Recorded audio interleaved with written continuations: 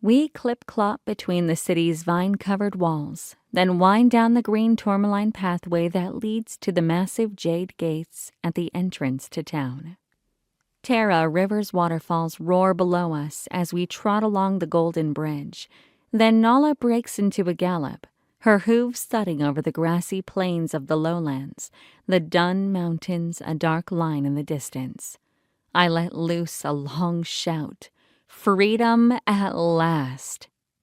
Smiling, I scan the azure sky. The 7 Orga falcons circle above, calling to each other as they angle their wings for home and swoop over me, their bellies as white as fair weather clouds. With the castle's green towers disappearing behind me, I fix my gaze on the mountain and lean low over Nala's neck, her hooves barely touching the ground as we fly along. Bearded firecrest swallows follow in our tracks, flitting through the long grass in rainbow-colored flocks.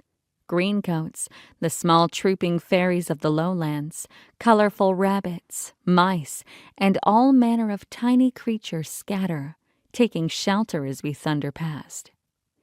This is blissful.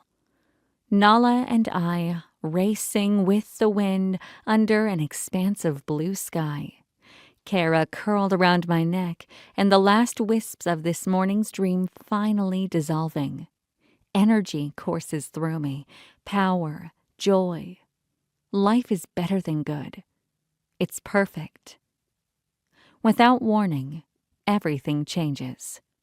Nala's pace falters, and she slows to a clumsy trot, then a walk that zigzags aimlessly across the green plains. Something is very wrong. I give a light tug on the reins, and she stops, hanging her head listlessly. As I dismount, Kara crawls around my shoulders, her striped tail wrapping too tightly around my neck. Calm down. Everything's all right, I tell her. Nala isn't feeling well, that's all. I cradle my horse's head and stroke the white star on her face. Her brown eyes are glazed, her ears barely flickering. She looks exhausted. Sick, or worse, bewitched.